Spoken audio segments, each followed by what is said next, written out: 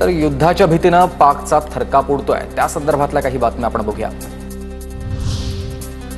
भारतासोबत युद्ध न झालेलंच बरं, युद्धाचा प्रस्ताव घेऊन गेलेले पाकिस्तानचे पंतप्रधान शहबाज शरीफ यांना त्यांचे भाऊ आणि माजी पंतप्रधान नवाज शरीफ यांचा सल्ला आहे। पाकिस्तानसाठी युद्ध चांगलं नसल्याचा सल्ला।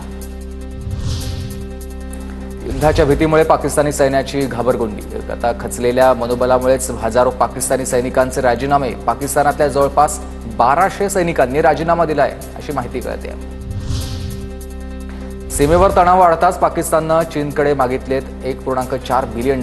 सिंधू जल करार रद्द करण्यासह 5 मोठे निर्णय घेण्यात आल्यानं पाकिस्तानची आर्थिक कोंडी आणि पाकिस्ताननं चीनकडून 10 अब्ज युआनचे कर्ज मागितलेलं आहे। भारतीयांच्या रक्ताचे पाठ वाहतील असं म्हणणाऱ्या बिलावल भुट्टोचं कुटुंब पाकिस्तान सोडून परदेशात गेलंय। पाकिस्तानमध्ये भीतीचं वातावरण आहे। लष्कर प्रमुखांनंतर बिलावल भुट्टोचं कुटुंबीय देखील सोडून पळालेलं आहे। 2017 साली चीनकडून पाकिस्तानला मिळालेली एअर डिफेन्स सिस्टीम काम करत नसल्याचं समोर आलंय। 2 वर्षांमध्ये 388 त्रुटी समोर आल्या। 2008 मध्ये मिळालेले रॉकेट लॉन्चर हे 2020 पासून निष्क्रिय आहेत। तर 1990 मध्ये देण्यात आलेले T-85 EP टँक हे सुद्धा एक्सपायर झालेत।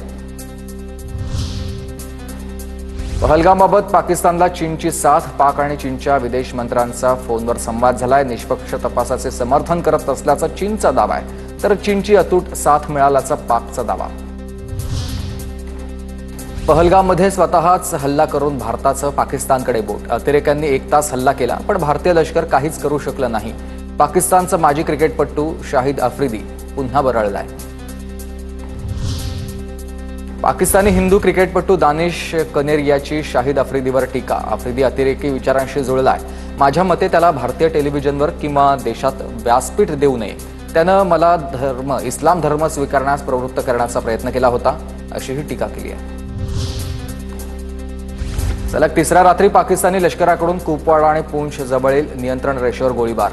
भारतीय सैन्याकडून देखील पाकिस्तानला चोख उत्तर।